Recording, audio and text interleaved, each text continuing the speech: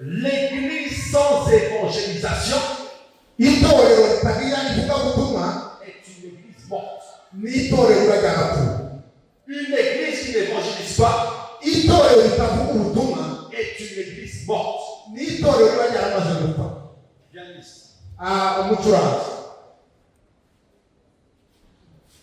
Vous devez connaître votre rôle. Jésus-Christ a dit que nous sommes la lumière du monde. Si on éteint la lumière ici, vous n'allez pas quelque chose. On n'y va pas quelque chose ici. Vous serez obligé d'allumer encore le téléphone. Pour mettre la lumière du téléphone pour voir. Mais sans lumière, vous allez voir quoi? Le monde aujourd'hui est plongé dans les ténèbres. Et Dieu ne va pas descendre pour éclairer les gens.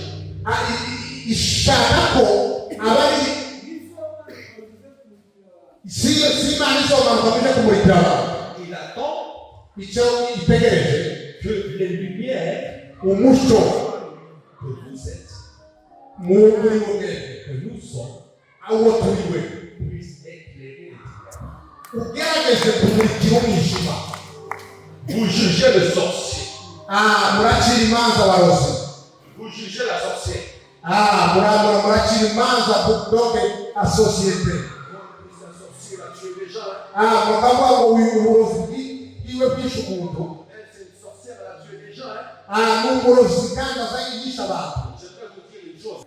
Qui est content de me voir ici?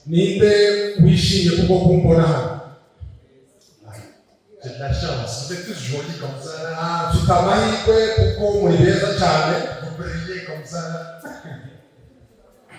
Vous brillez comme ça. Et il a trouvé la traduction. Amen. Je suis content de venir parmi vous aujourd'hui. Oui, ça fait longtemps que je n'étais pas venu ici. La dernière fois, j'ai été invité par un frère qui s'appelle Good News. Et aujourd'hui, je suis invité par mon frère ici. Et par cette église.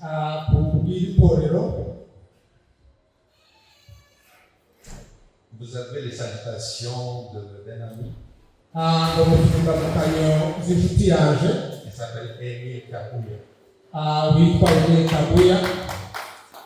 C'est un ami de l'église. Votre pasteur ici.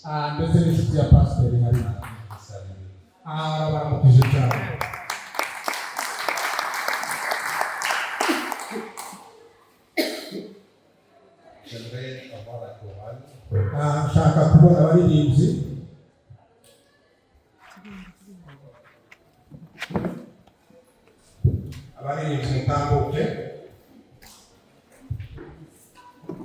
Juste se lever pour adorer le Seigneur.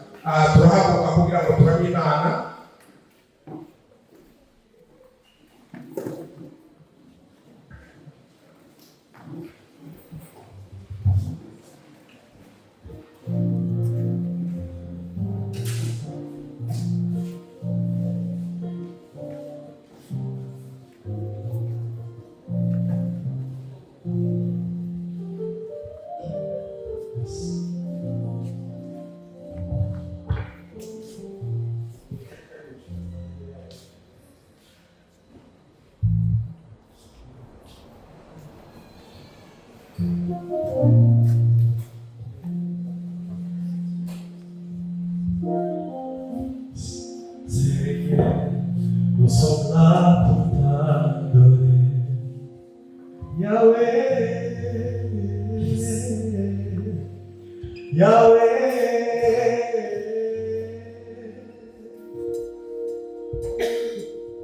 Seigneur, nous sommes là Yahweh,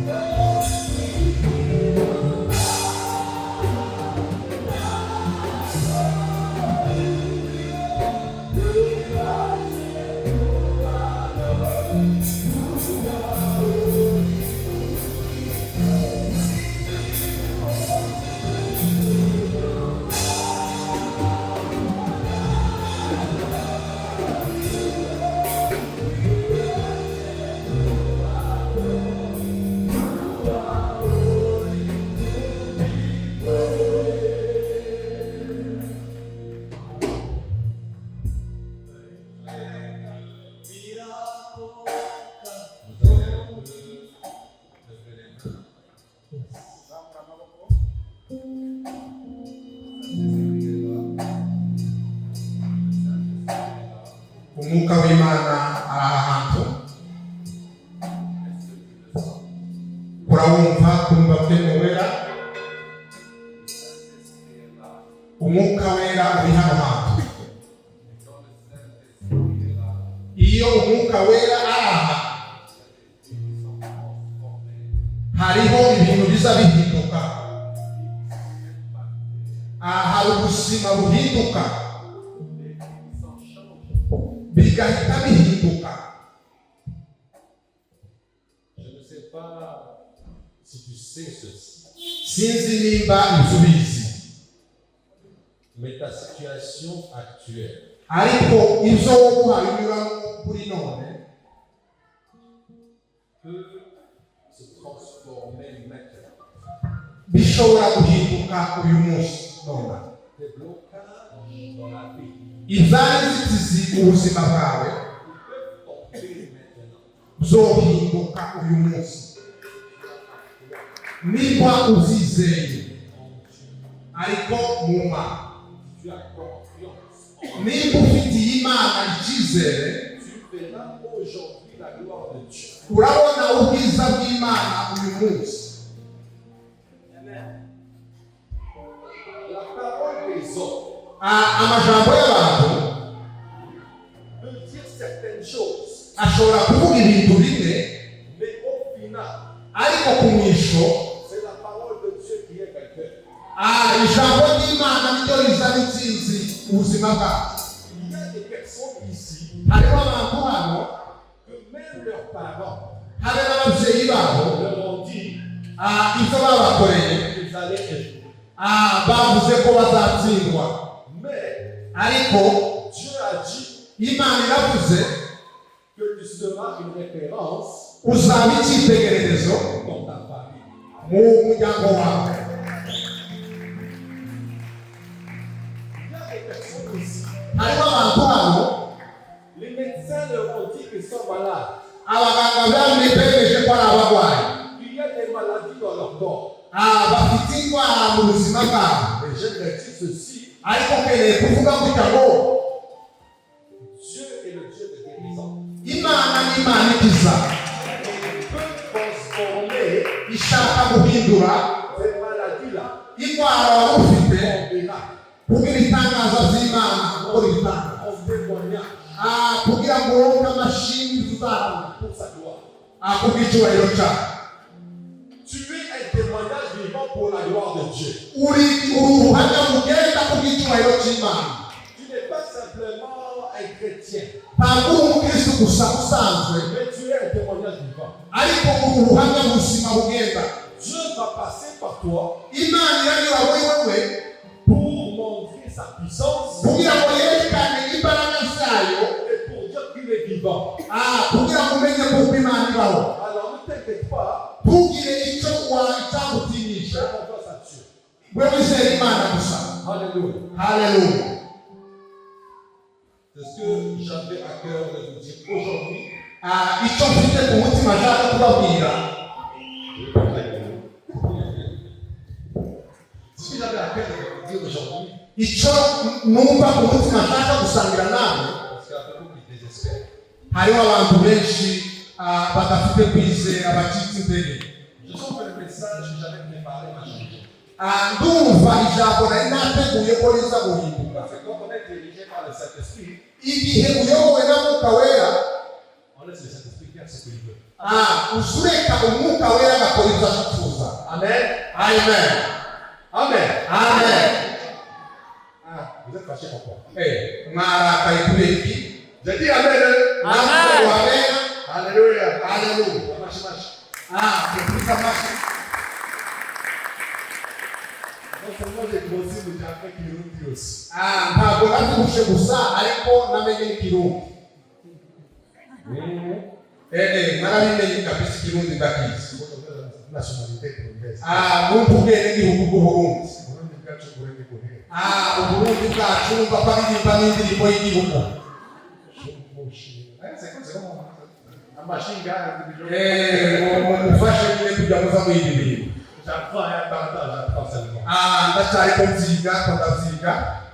aujourd'hui, le thème du message sera semer la parole de Dieu. Semer la parole de Dieu. Pour récolter les âmes. Vu que le thème de l'année, c'est quoi? Semer pour récolter les âmes.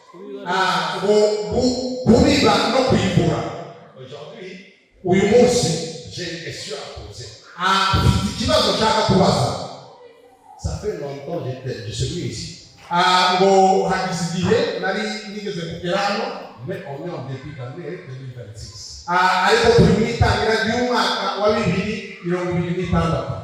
L'année passée, est-ce que tu as témoigné, partagé ta foi aux personnes qui ne connaissent pas Jésus?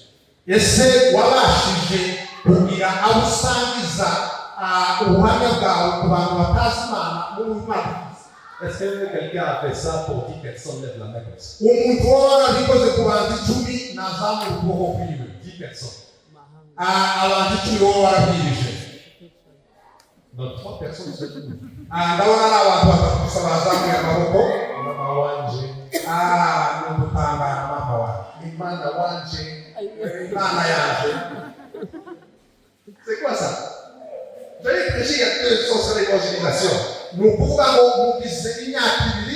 Normalement, la partie là aussi serait complète. Mais il faut se réveiller. Yeshua. Il faut se réveiller. Le Seigneur n'attend pas des paresseux. Il attend des serviteurs actifs pour gagner des âmes pour le royaume de Dieu. Dis à ton voisin, chaque fois que tu te tais, tu es en train d'aider Satan inconsciemment.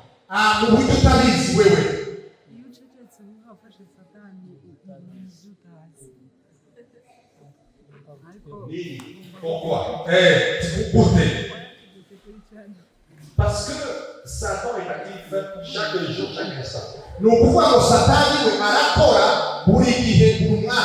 En 2025, il y avait des naissances.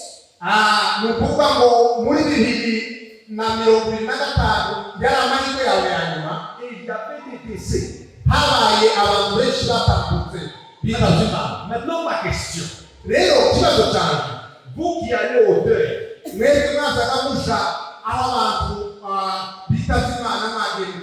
des personnes qui vous dites pour les sages. Vous connaissez la personne là depuis quand? Est-ce que la personne était convertie? Est-ce que vous avez témoigné à cette personne de Jésus? La majorité Oya. La majorité Oya.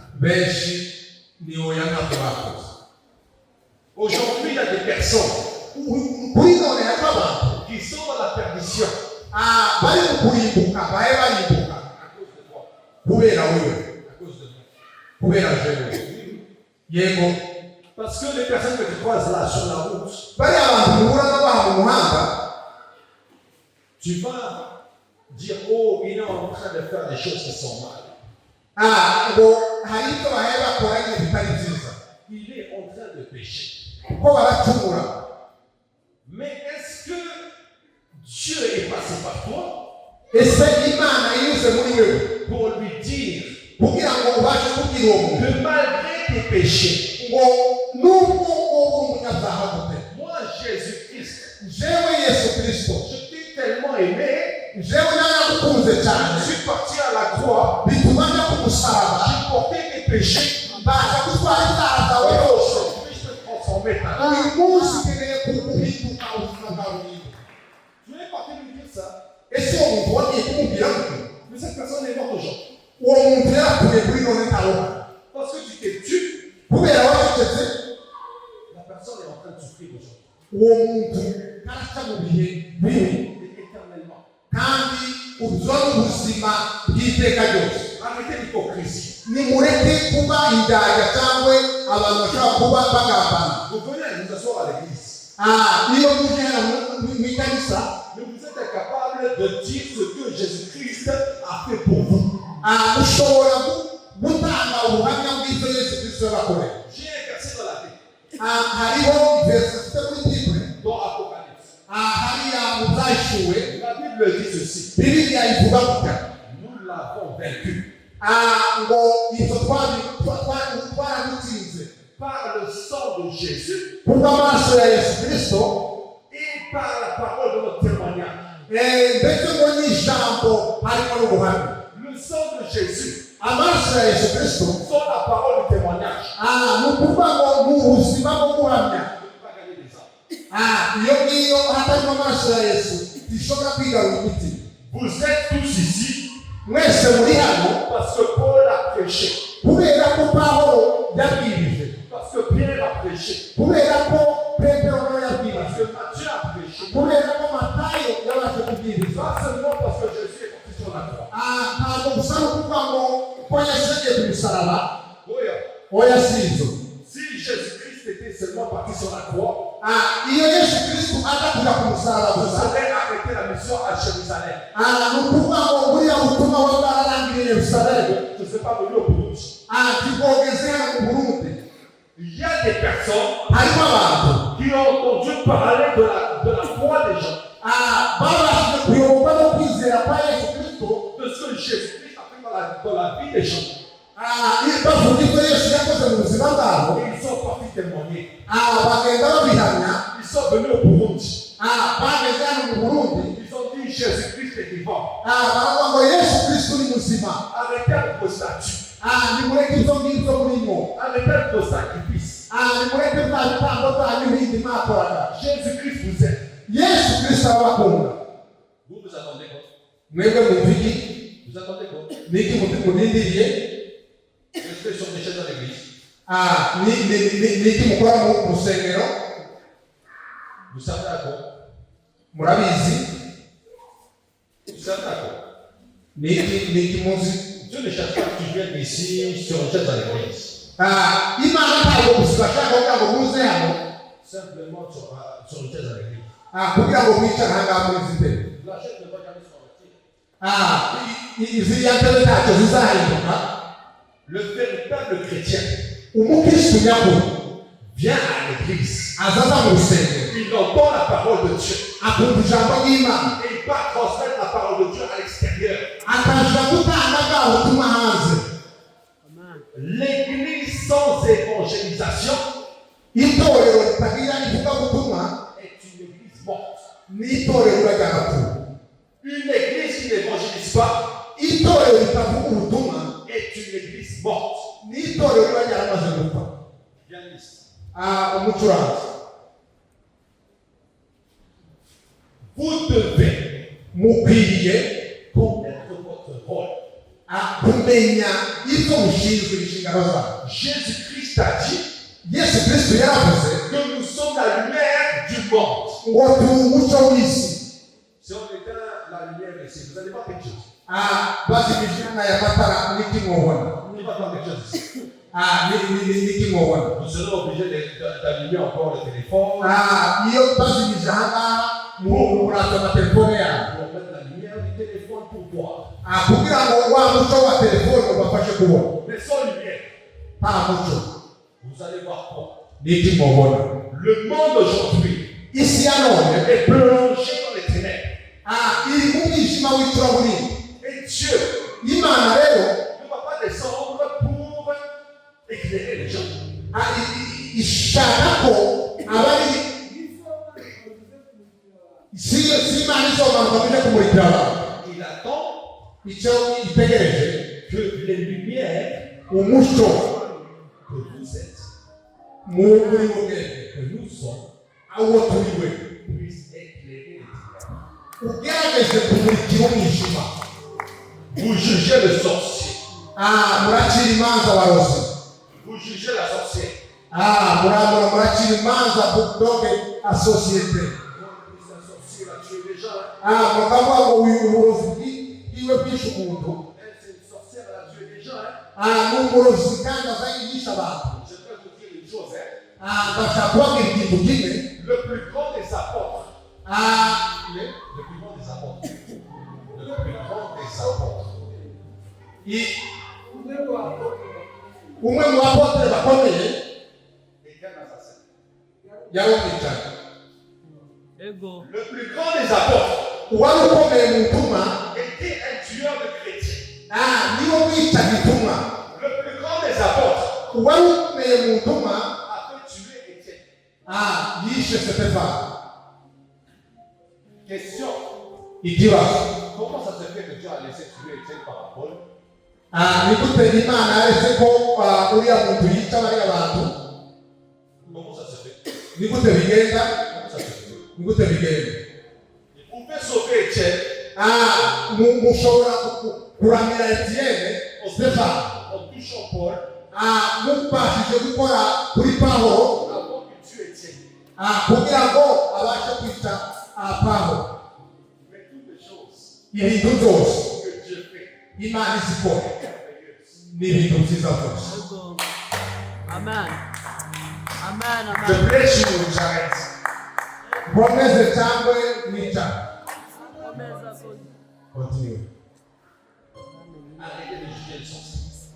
Mureke gucira imanza abarozi. Ce sera une puissance avec notre Dieu. Ibyo ngibyo Imana ni nyembabazi. Si tu vas lui prêcher la parole de Dieu, Niba ugiye ukamwigisha arrêtez de juger la sorcière. reka gucira imanza mu burozi n'uburozi. Allez lui prêcher la parole plutôt. Genda umubwire ivugabutumwa. Elle sera une puissance servant de Dieu. Uwo nguwo azaba ikintu gikoresho gikorera Imana. Elle sera une puissante servante de Dieu. Ni ukuvuga ngo uwo muntu azaronka ubushobozi buva ku Mana. Il y a des personnes qui ont signé des pactes avec ça.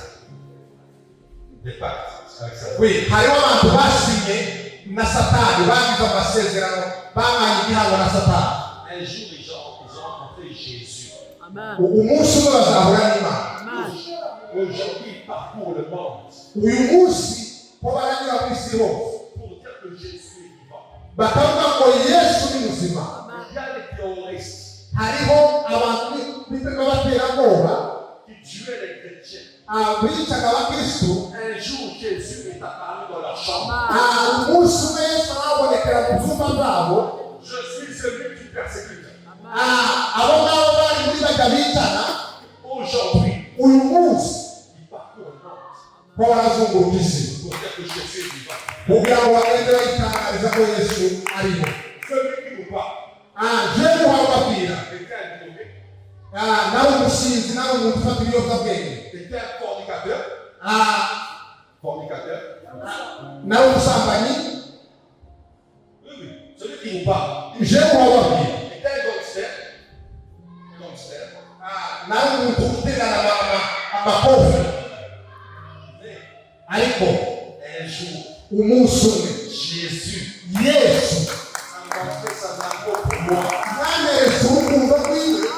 Il m'a envoyé dans un pays, byatumye mu bihugu byinshi. le seul pays au monde, igihugu kimwe ku isi qui a la forme du cœur humain. gifite forume y'umutima. umutima. Le Burundi est le seul pays au monde qui a la forme du corps humain. Uburundi nicyo gihugu cyonyine gifite forume y'umutima. Quand on vous dit que non, en fait, un pays est le cœur du monde, dites non, nous sommes le cœur du monde. nitwe tugomba kubwira isi kuko turi umutima wacu. Et dans ce petit pays, muri iki gihugu gito il y a eu un choix. harimo amahitamo Quelqu'un qui choisit ko Yesu yamuhisemo pour avoir un fantôme. kugira ngo ubone ingabire. Il connaît les avant-crises. niba ubone uzi Renal Bob Il connaît les avant. Le manteau de Renard Bongué est tombé sur Christ Ndikumana, si vous ne savez pas. Le manteau de Renard Bongué est tombé sur Christ Ndikumana. Amen, amen, amen, amen. Dieu a choisi un Burundi. Nommé Christ Ndikumana pour impacter le monde en cette fin des temps. Et il peut choisir aussi pour impacter le monde dans cette génération. La différence c'est quoi? C'est la disponibilité du cœur. Seigneur, je suis disponible. Utilise-moi comme ton enfant. Pas comme moi j'ai envie.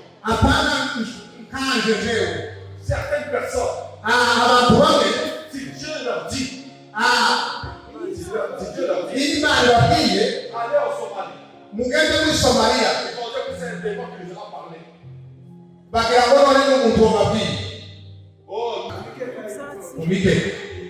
les personnes étaient choquées. Tu es Muzungu. Et tu es mieux que certains pasteurs, on dirait, burundais qui ne sont pas partis là-bas.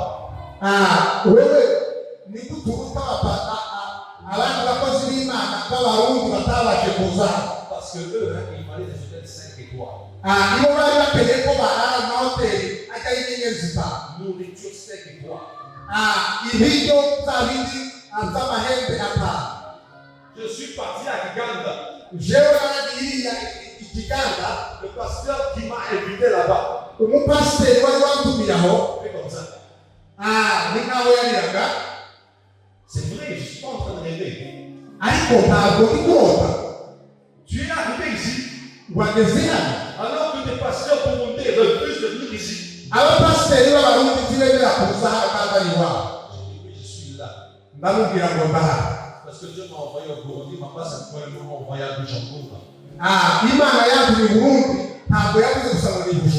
Partout où Dieu veut que je sois, j'y serai. Alléluia. Amen. Et s'il veut que je meure dans la mission, s'il veut que je meure dans la mission, Hakuna shida. C'est ça la différence. L'apôtre Paul, tu es des chrétiens.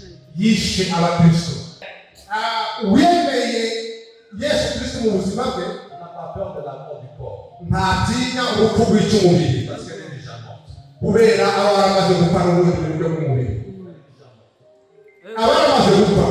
Par contre, c'est un gain pour elle. Parce qu'elle va atteindre Jésus. Si Dieu m'envoie demain en Somalie, Hakuna shida.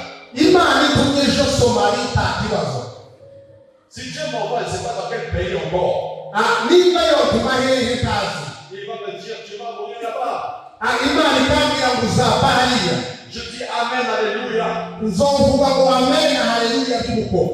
Parce que la vie sur terre n'est que poussière.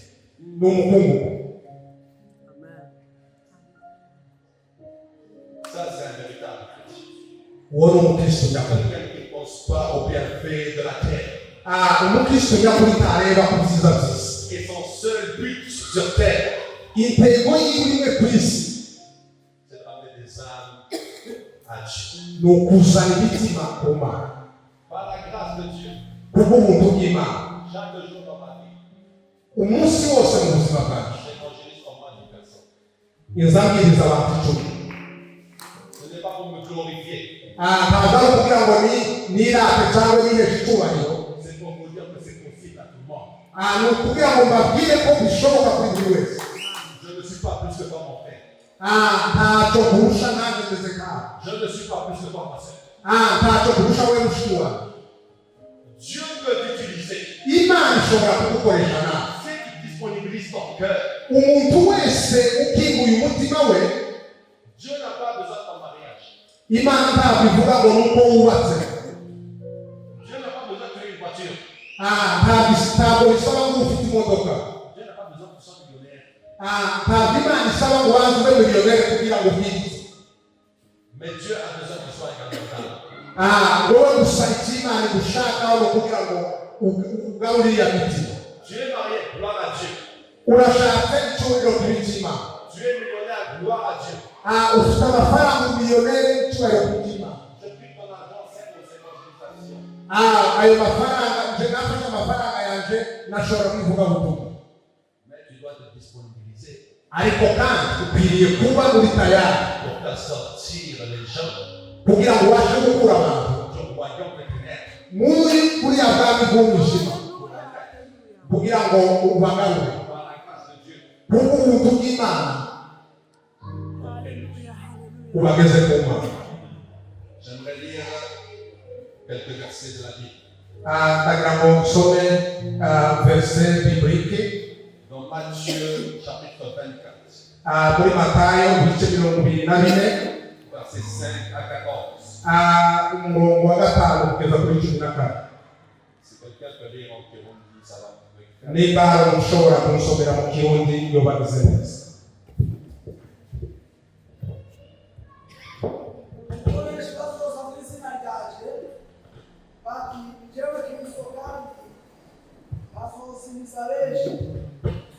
Uzokumva intambara z'inkuba z'intambara birinde urakarika imitima kuko utazobura kubaho ariko umwero uzobura kubaraza kuko ihanga rizotera irindi hanga ubwami buzotera ubundi bwami amapfa yo kunyeganyega ku isi izobaho henshi ariko izo zose itangiriro yo kuramukwa ushobora kuri verisiyo kwicara ngo niho bazotanga ngo usigirizwe bazobica kandi uzokwagwa n'amahanga yose abahora izina ryawe niyo benshi bizobasitaza bazoryarukana bazokwangana kandi hazokwamuka ariko abavugishwa n'Imana benshi basigize benshi 12 maze kuko ubugarariji uzogwira urukundo rwa benshi uzogwirwa ariko uwihangana agashitsa iherezo niwe azokira. Amen. Est-ce que ça te rappelle quelque chose?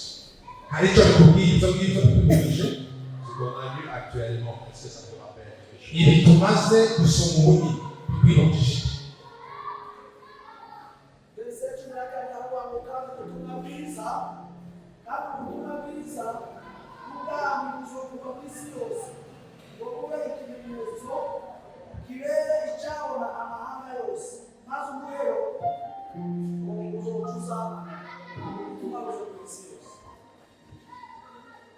Ce que nous avons lu ici, Ibi tumaze gusoma date de 2000 ans. ni kuva iriya muri ibi bihumbi bigize by'ubu Mais c'est comme ariko si ça parle d'aujourd'hui. ni nkaho bihari kuva uyu munsi. Les guerres, il y en a partout. Intambara ziri hose À l'époque même de Jésus, il y avait. n'igihe cya Yesu intambara zari ziri, Mais aujourd'hui, ariko uyu munsi les combats s'intensifient. intambara zikomeza zigwira. Ça ne date pas d'aujourd'hui, Ntabwo ari iby'uyu munsi, ça date de 2000 ans. biva iriya bigize imyaka 2000.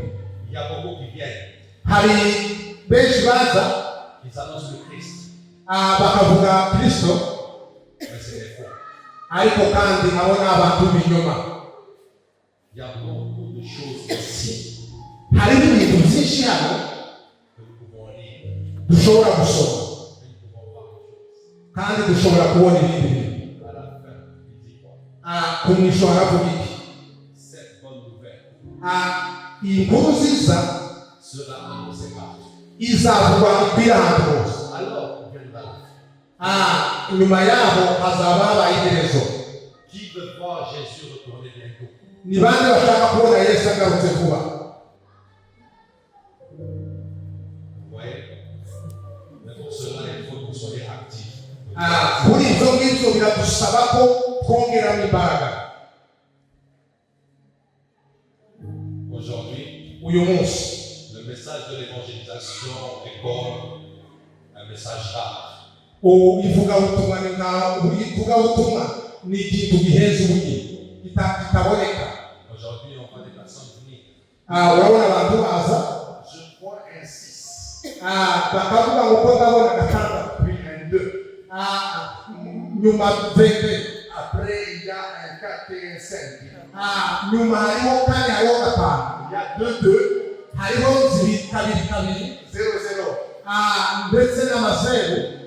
C'est quel numéro ça? C'est qui? Iyo nimero ni iyihe? Et les gens sont en train de se faire là-bas la mort. Ya mitima rero igatangira gushaka aho mw'isi. Mais toi, tu dois me donner mon numéro pourquoi? Wewe uvuze nimero, utazi nimero yanjye kubera iki? Devant l'église. Imbere y'abantu. Violation de la privée. Uko n'ubuzima bwanje nisangije. D'ailleurs, c'est pas la prophétie. Nta n'uvuga ubuhanuzi. C'est une parole de connaissance. Ni ubumenyi gusa. Que même Satan connaît.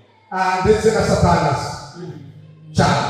Le démon connaît son numéro. Abadayimoni bomenya amanimero. Mais il y a des gens qui disent, hé, professeur.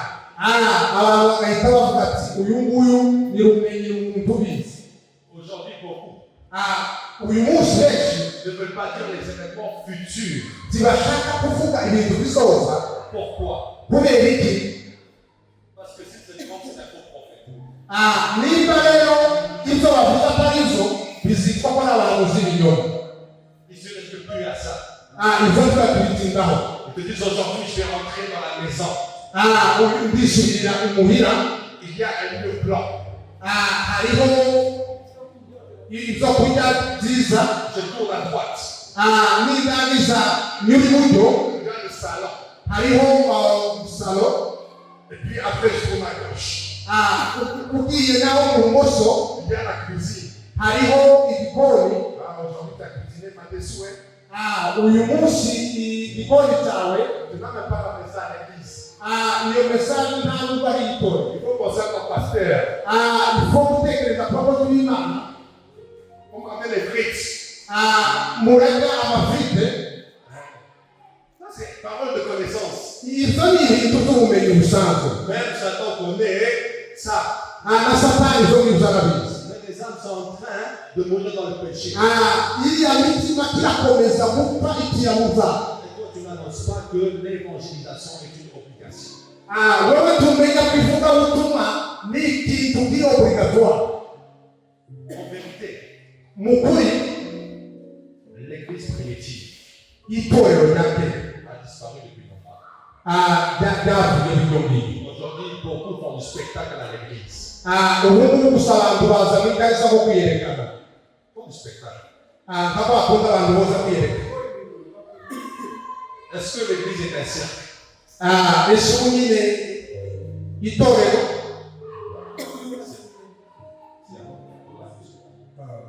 ni ahantu abantu baza kugira ngo babashe kwidagadura.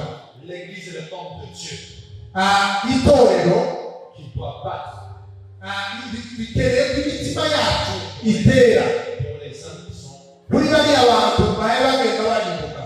Parce que ce qui fait mal à Dieu aujourd'hui, Ikibabaje Imana kuri bo c'est le silence de l'église. ni uko itorero ricecetse. C'est le silence de l'église. Itorero riracecetse. Et ça va t'applaudir. Kandi Satani ibyo ngibyo arabihimbariza. Continue comme ça. Akavuga ngo nimukomeze uko nyine. Ne sois pas une lumière. Mureke kuba umuco. Reste comme tu es. Mumere uko nyine muceceke. Tu ne déranges pas Satan. Ntabwo muhaye musakuriza Satani. Quelquefois, tu es piqué par Satan Ikintu kimwe ushobora kubaho na Satani pour que tu dises, ah, mais où est Dieu? kugira ngo ubaze mbese Imana irihe. J'aimerais te donner un secret. Hari icyo nshaka kubabwira kibanga. Occupe-toi d'abord des affaires de Dieu avant d'occuper de tes affaires. ita ku by'Imana mbere y'uko wita ku zawe. Occupe-toi d'abord de ce que le cœur de Dieu veut. Banza wite ku byo Imana ishaka ku buzima bwawe ku mutima wawe. Avant de t'occuper de ce que ton cœur désire. Mbere y'uko wakwita ku byo umutima wawe ushaka. Lorsque tu vas aimer Dieu réellement, Iyo ukuzi Imana nyazo de tout ton cœur, n'umutima wawe wose, Dieu va s'occuper de ce que ton cœur désire. Imana nayo izihusisha azabe umutima wawe ukeneye.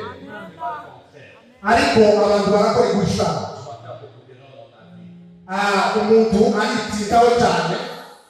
Beaucoup de personnes Abantu benshi ont donné leur corps batanze imibiri yabo pour avoir un travail. kugira ngo babashe kubona imirimo.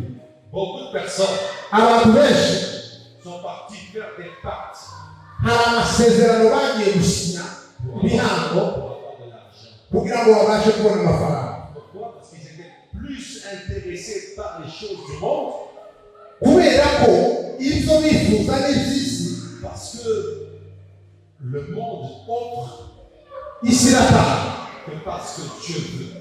apana icyo Imana ishaka. Dis à ton voisin de droite, Reba mugenzi wawe iruhande rwawe. mets ton réveil. Aujourd'hui, on va gagner des âmes. Basha kugira ikizaza kigukangura kugira ngo ubashe kuba yamiti. Dis à ton voisin de gauche Bwira umuntu uri ibumoso bwawe la même chose. icyo ngicyo. Ushiremo referi. Dis à ton voisin de devant Bwira umuntu uri imbere la même chose. ibyo ngibyo nyine. Dis à ton voisin derrière. Bwira ukuri inyuma. Maintenant, dis seulement à ton voisin qui te sourit la même chose. Si ne te sourit pas, ne le dis pas. Umuntu nimba atagusekeye ntumubwire.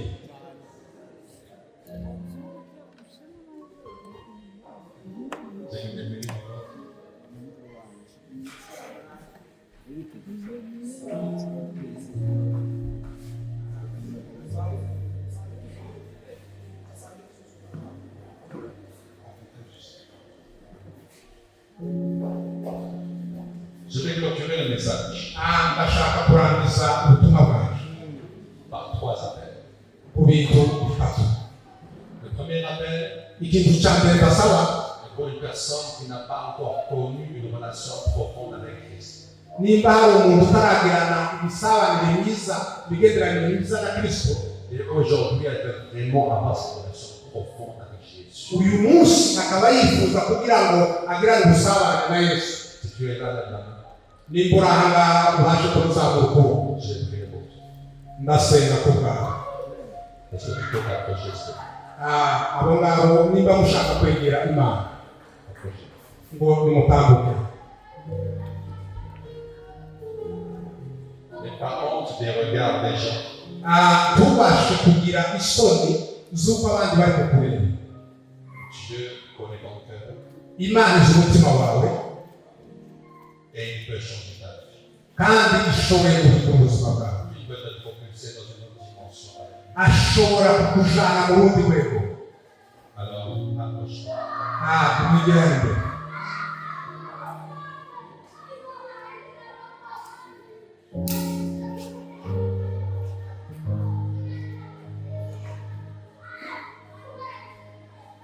Je rends gloire à Dieu. Imana ihimbazwe Parce que comme j'ai dit au début, kuko nabivuze ntangira, je suis dirigé seulement par le Saint-Esprit. ndayoborwa n'umwuka wera. Tout ce que j'ai dit Ibyo navuze n'a pas été pris. ntabwo zateguwe. Vous allez répéter après moi. Murakurikira ibyo ngenda mvuga.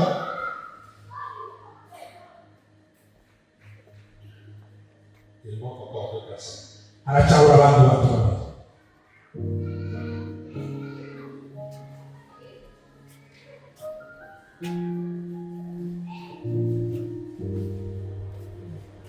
Vous allez répéter après moi. Muraza gusubira mu byo ndi kuvuga. Seigneur Jésus-Christ, Yesu Kristo, je m'entends bien. Seigneur Jésus-Christ, Yesu Kristo, aujourd'hui, uyu munsi je demande pardon ndasaba imbabazi pour tous les péchés que j'ai fait, ku byaha byose nabasha gukora, pour toutes les négligences que j'ai faites. kuko ntabashije kuzitaho. Aujourd'hui, Seigneur Jésus, Uyu munsi mwami Yesu, je veux avoir une relation profonde nkeneye kugirana ubusabane bwimbitse nawe et sincère kandi bw'ukuri avec hamwe nawe. que ton sang Amaso yawe Yesu Kristo qui a été versé à la croix ariyo wamenye ku musaraba par amour kubw'urukundo rwaje me lave, rubashe kunoza, me retire runkure toute chose mu bintu byose qui ne te plaît pas dans ma vie. ibyo ngibyo bitabasha kukunezeza mu buzima bwawe. Aujourd'hui, Uyu munsi je veux être une nouvelle personne. mpinduke undi muntu musha. Merci Jésus. Urakoze Yesu. Amen. Merci. Merci beaucoup. Deuxième appel. Umuhamagaro wa kabiri, Y a-t-il des personnes qui sont malades ici? hano hariho abantu barwaye, niba mwari muzamura ibiganza Bingo. nimutambuke imbere.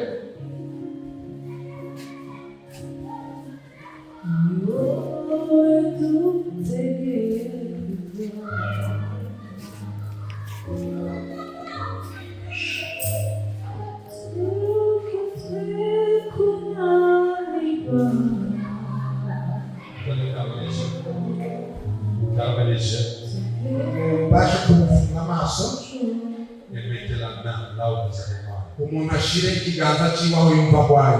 Si vous avez mal à plusieurs endroits, mettez la main sur la tête. Niba ari mu mutwe mushire kuboko umutwe.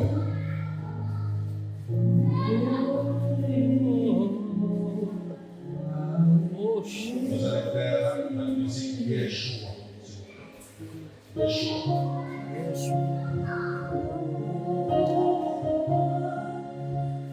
Vous allez vous concentrer Mugerageze kabisa mwikonsantre. et vous allez prendre le verset Muraza gufata isura qui dit ceci. ivuga gutya, Vous imposerez les mains aux malades tuzarambika ibiganza ku barwayi, et les malades abarwayi nabo seront guéris. bazakira. Vous allez l'invoquer. Ibyo murabivuga, Vous allez dire à Dieu, mubibwire Imana, je prends ce verset mfashe iri jambo pour moi. ku bwanjye, Guéris-moi ibijyanye et passe toute maladie. indwara zose.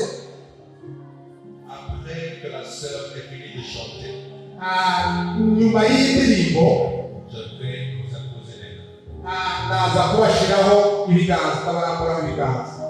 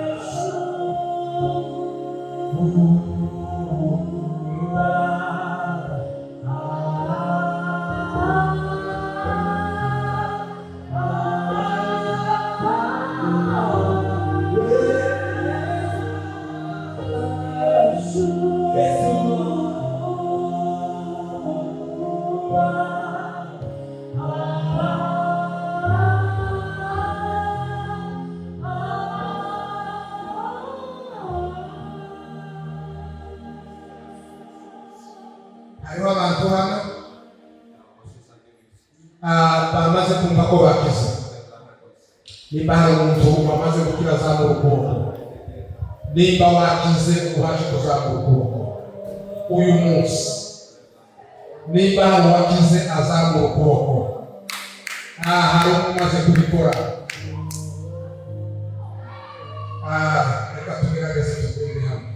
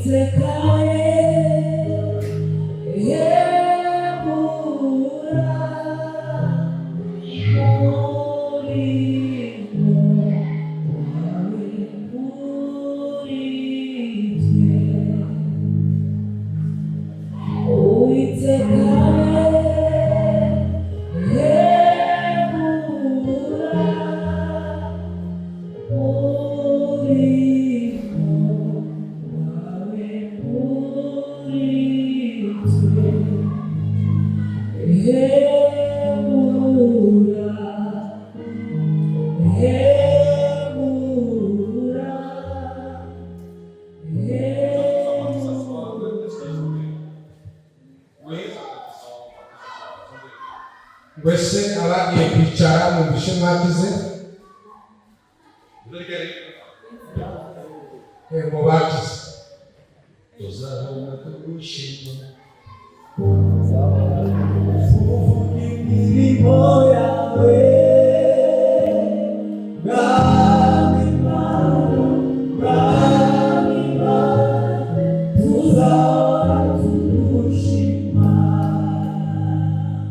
tuzahora tugushima tuvuga imirimo yawe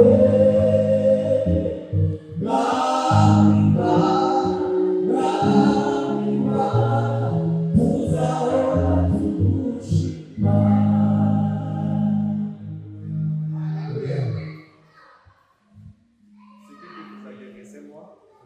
ngo ninde wabakijije ntabwo ari jewe ni Yesu Kristo. Dushobora kumva Imana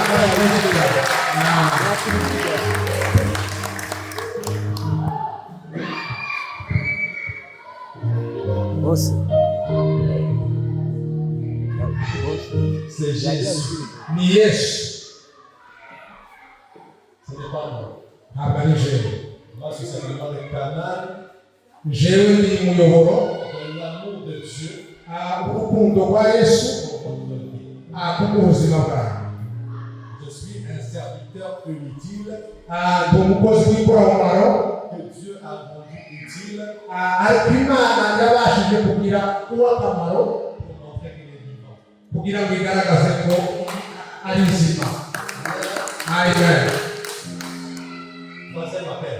Abo mpamagara ba gatatu J'ai prêché sur l'évangélisation nabwirije ku ivugabutumwa et sur l'importance no ku gaciro de ne pas rester seulement sur des chaises à l'église, kutaguma gusa mwicaye hano mu ntebe z'urusengero, mais il faut maintenant vous lever pour être réellement des sources d'impact.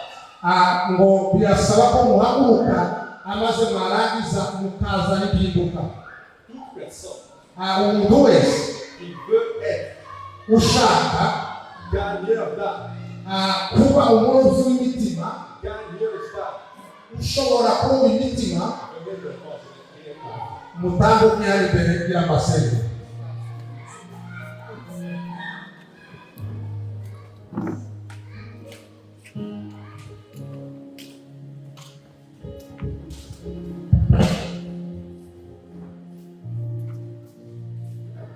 Ce côté-là, il y a personne dans l'ordre. Muri iki gihande nta muntu n'umwe.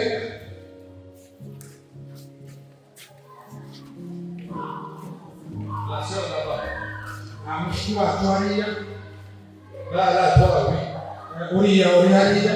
Dieu veut t'utiliser, mais tu ne veux pas te laisser utiliser par Dieu. Imana ishaka aho gukoresha ariko ntushaka ko igukoresha.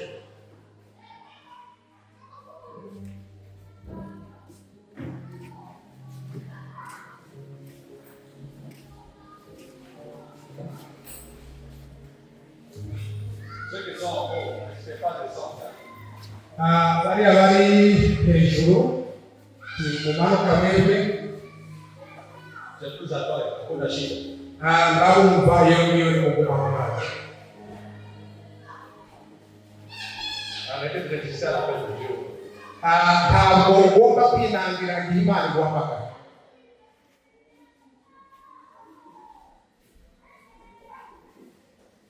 Parlez-vous. Muri mwebwe Ce que j'ai fait tout à l'heure avec les malades. kuri ibi tumaze gukora ku bantu bari barwaye, muzabikore nawe.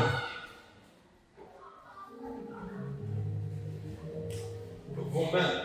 Mwenyine Dans ce que vous avez, vous avez fait des malades. nimurambikaho ibiganza ku barwayi bazakira.